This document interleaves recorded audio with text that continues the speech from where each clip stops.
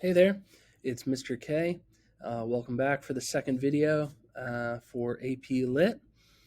Today, what we're going to do is identify or continue to identify and describe what specific textual details reveal about a character, that character's perspective, and that character's motives. Specifically, this lesson is going to allow you to apply your knowledge of characterization to a fictional character. So, just putting into practice what we talked about in the first video. All right. So, today's goals: understand the specific words the author uses to build a character, and understand how to begin analyzing an author's characterization. One quick note about AP Lit and AP Lang, or really any course that you're taking that requires a lot of writing, at least. I used to be guilty of this as a teacher, where I'd start the year and, day one or day two, they were doing an essay just to, get an idea of where they were at, which I still do to get kind of a writing sample, but also just to jump in. Let's go. Let's do the essay. Let's start learning how to do this thing. I have since realized, at least for me and in my teaching, to slow down, right? So we are not doing an essay yet. Now, I don't teach all of you, right? So some of you may be required to do essays at this point in class. For us, all we are doing right now is looking for specific words an author uses to build a character, understand how to begin analyzing an author's characterization, not write an essay about characterization. We are just looking at some of the kind of intricacies of language and trying to understand how they tie into the kind of building of literature, right? And so that's what we're doing at this point, right? No need to get ahead of ourselves and start thinking, okay, what is characterization a whole essay? Is that a body paragraph? Don't worry about that. We're going to get to that. All right. Right now, we are just looking at how does an author characterize. That's it. All right. How do we begin as readers and as writers? How do we begin to analyze that? So, last time we talked about this. There are three main kind of aspects of characters.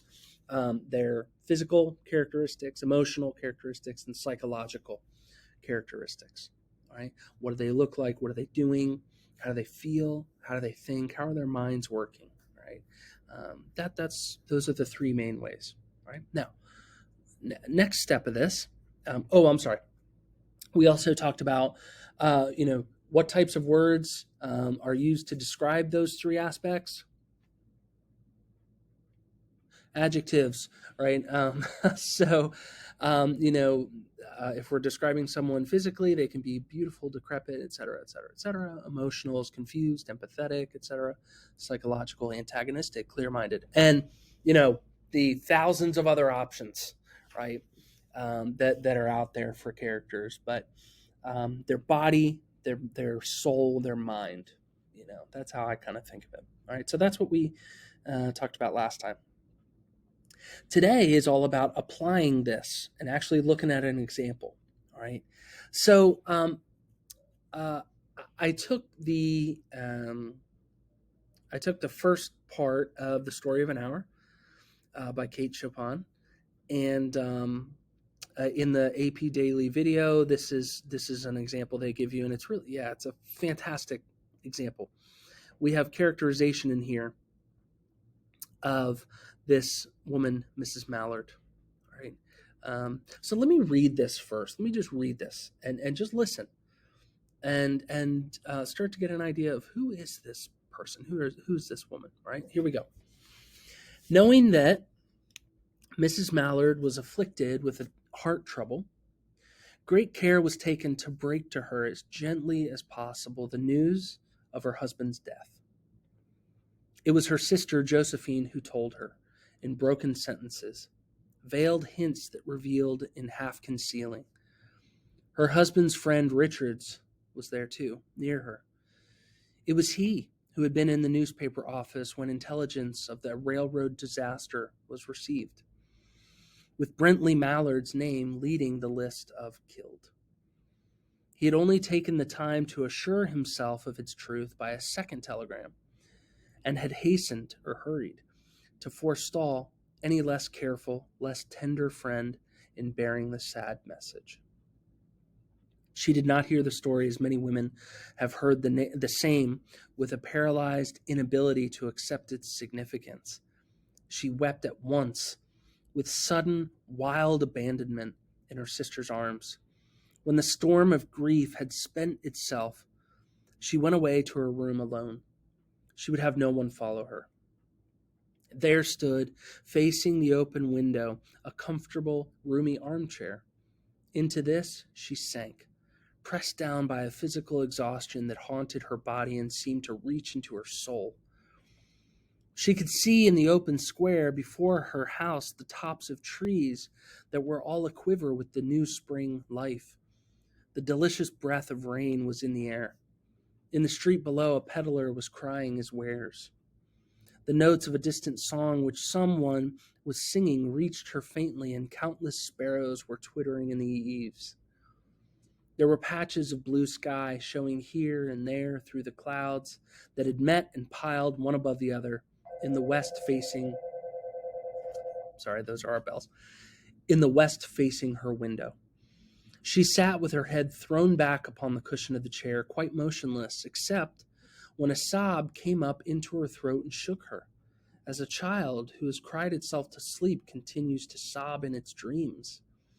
She was young, with a fair, calm face, whose lines bespoke repression and even a certain strength.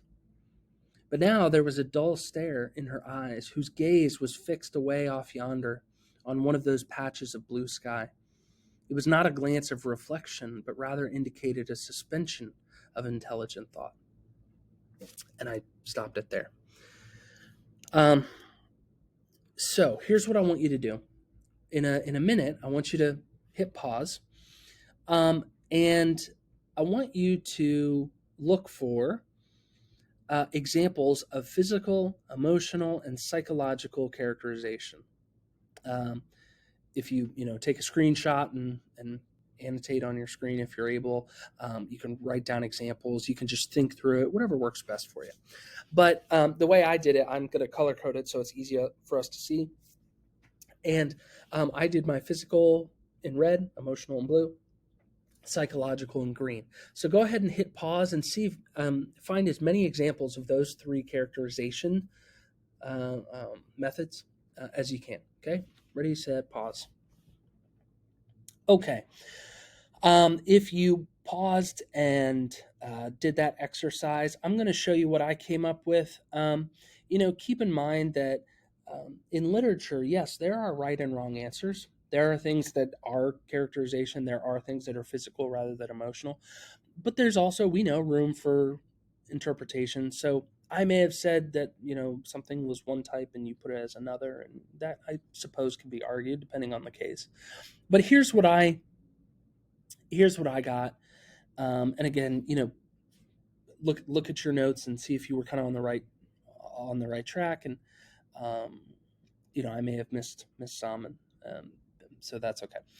Physically, this character, Mrs. Mallard, I don't know about you, but in just reading that short excerpt, I care about this character. Like, it's heartbreaking. She's getting the news of her husband dying, and just her response to it is what I imagine I would be if I, God forbid, found out something happened to my wife. Anyways, so physically, it's said that she has a heart trouble right off the bat. There's this frailty to her, right? Even before the death of her husband, she's already weak and frail, right? It says she didn't hear the story as many women have heard the same. So, basically saying many women in the course of history have gotten the news that their husbands died, right? And usually they have a paralyzed inability to accept it. Not Mrs. Mallard, right? So I underlined this not because it was saying what she was doing physically, but actually setting it up as She did not do this. She was not just paralyzed and silent. No. What did she do? She wept at once with wild abandonment. All right, I almost underlined that with physical, but I just said wept at once. She went to her room alone. She goes into this room, and there's this big comfy armchair, right? Sorry. Into that armchair, she sank, pressed down by a physical exhaustion. I can picture her sinking into this chair. She's, weeping with wild abandonment and sinking into the chair. Then she sat with her head thrown back. A sob came up into her throat and shook her. She was young, with a fair, calm face. And in addition, now, because of this news, she has a dull stare in her eyes, not a glance of reflection. Right? So again, characterization could be something that the character is not doing, right? She does not have a glance of reflection. She's, it starts with this language of wild abandonment, and then it kind of, grief over time kind of grows, but in a weird way. It's like when the wild abandonment, as the grief grows, the physical response seems to die down. The news settles in, and you're just, dull, no reflection, just lifeless, right? So that's what I got from her physical characterization. Emotionally, there's a storm of grief.